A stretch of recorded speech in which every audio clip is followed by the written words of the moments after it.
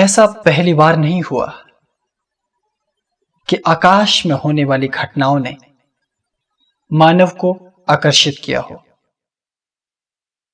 ये तो एक सतत प्रक्रिया है।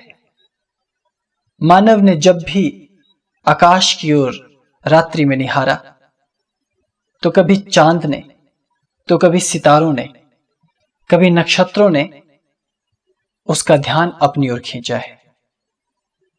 और आए दिन इस ब्रह्मांड में कुछ न कुछ विचित्र घटित होता ही रहता है, क्योंकि ये सृष्टि का एक भाग है, एक हिस्सा है, एक प्रक्रिया है जो नित्य घटित हो रही है। अब इसी घटना से मानव के मन में कई बार घबराहट पैदा होती है। हमारा हृदय कभी कभी विचलित हो उठता है, तो कभी अत्यंत जिज्ञासा हमें घेर लेती है। हम प्रयास करते हैं कि हम इस ब्रह्मांड के बारे में, इन ग्रहों के बारे में, नक्षत्रों के बारे में अधिक से अधिक कुछ जान सकें। और आदिकाल से ये प्रयास होते आए, तब भी हम संपूर्ण सृष्टि को जान नहीं पाए। आकाश में सितारों का होना, चंद्रमा की चमक ने मानव को हमेशा अपनी ओर आकर्षित किया, और यही कारण रहा कि मानव ने विज्ञान की खोज कर स्वयं को चंद्रमा तक पहुंचा दिया। अब सुदूर अंतरिक्ष में जाने की मानव की चाह बलवती होती जा रही है। लेकिन ऐसे में भी कुछ प्रश्न हमारे समक्ष खड़े के खड़े हैं, ज्यों के त्यों। आदिकाल में ज्योतिष विद्या की रचना हुई, और ज्योतिष सिर्फ भारत में ही नहीं, विश्व के अनेक भागों में है। भारतीय ज्योतिष अलग है, पाश्चात्य ज्योतिष अलग है, उर्दू में ज्योतिष अलग से है। जैसे सामुद्रिक शास्त्र, लाल किताब, अंक विज्ञान, तंत्र ज्योतिष, साथ ही निरीन और सायन ज्योतिष सहित न जाने ज्योतिष की कितनी विधाएं हैं। और अधिकतम विधाओं का संबंध इस ब्रह्मांड से, इस तारामंडल से है, इन ग्रहों से है। और इन्हीं की गणना के आधार पर ज्योतिष का एक स्वरूप बनाया गया। ऋषि मुनियों में बहुत दिव्य सिद्धियां थीं। वे दिव्य तप ऊर्जा से बलवान होकर ब्रह्मांड के रहस्यों को जानने में समर्थ हुए थे। उसी ज्ञान के आधार पर उन्होंने संपूर्ण विश्व की, संपूर्ण सृष्टि की संरचना को जाना, तथापि अधिक उसके संबंध में कुछ न कहा, क्योंकि ये एक ऐसा रहस्य है जो अनंत कहा गया। जैसे मानव जीवन के भाव अनंत हैं, वैसे ही ब्रह्मांड का कोई भी छोर यदि हम देखें वो अनंत है।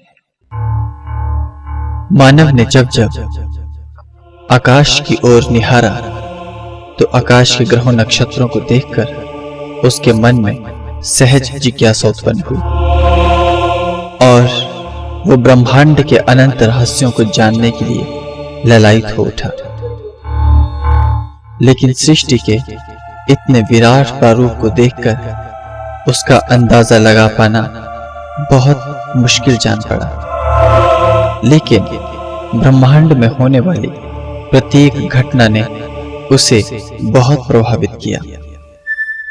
मानव ने अपने अपने हिसाब से इसकी कल्पना की है। जैसे जैसे सभ्यताओं का विकास हुआ, उन्होंने ब्रह्मांडीय रहस्यों को समझने का अपने अपने स्तर पर प्रयास किया, और उन खोजों के कुछ सार्थक परिणाम भी सामने आए।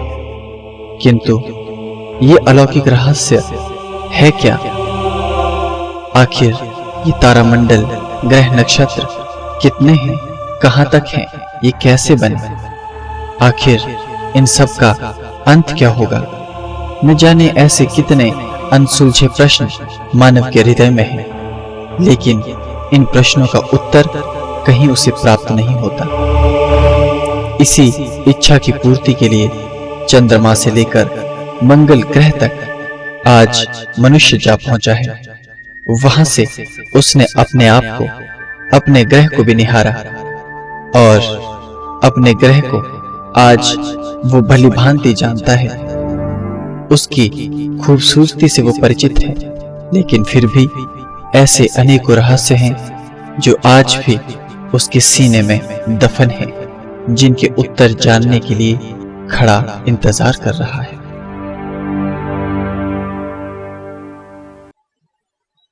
सूर्य ग्रहण और चंद्र ग्रहण को लेकर दो तरह की अवधारणाएं हैं, एक तंत्र मार्गीय अवधारणा और दूसरी सत्व मार्गीय अवधारणा। यदि आप तांत्रिक हैं अथवा यदि आप तंत्र के विद्यार्थी हैं, तब तो आपके लिए अमावस्या और साथ ही सूर्य ग्रहण से श्रेष्ठ कोई मुहूर्त नहीं होगा। आप साधना संपन्न करने के लिए वर्षों एक उत्तम सूर्य ग्रहण की प्रतीक्षा करते हो और एक योग्य साधक उसे अत्यंत शुभ और विलक्षण मानता है और ऐसे काल में एक क्षण भी व्यर्थ नहीं करना चाहता, तथापि उस काल में भी साधना ही करना चाहता है। लेकिन सत्वपंथी इसे बहुत अशुभ मानते हैं। उनका मानना अपने स्थान पर उत्तम है, क्योंकि सत्वपंथियों ने यह कहा कि जब अचानक सृष्टि चक्र में जो हमारी दैनिक दिनचर्या खगोल की है, उसमें अचानक कोई परिवर्तन यकायक आ जाए, तब सृष्टि का संतुलन कुछ क्षणों के लिए उस स्थान पर परिवर्तित हो जाता है। और इसमें कोई दो राय नहीं कि कुछ जीव जंतु कुछ क्षणों के लिए भ्रमित हो जाते हैं और यह कोई अलौकिक घटना न होकर एक साधारण घटना है। और सत्वपंथियों ने यह कहा कि ग्रहण के दर्शन नहीं करने चाहिए, सूर्य ग्रहण को देखना नहीं है। तो यह भी व्यर्थ में फैलाई गई अफवाह नहीं थी। उस काल में सूर्य को देखने के सर्वोत्तम उपाय नहीं थे। इस कारण सूर्य ग्रहण को देखने से नेत्र ज्योति पर प्रभाव पड़ता था। इसीलिए सूर्य ग्रहण में बाहर न निकलकर हमें सूर्य आराधना करने की बात सिखाई जाती थी, जबकि दूसरी ओर तंत्र मार्गी लोग सूर्य की प्रकाश की किरणें अपने शरीर पर पड़ने देते थे, ताकि धीरे धीरे उस सूर्य को ग्रहण लगता जाए और उनकी साधनाएं, उनके मंत्र जप भीतर ही भीतर फलीभूत होने संपन्न हो। और क्रमशः पूर्ण सूर्य ग्रहण के पश्चात जब सूर्य उतार पर आता, ग्रहण उतार पर आता, तो उनकी साधनाएं संपन्न होने लगती।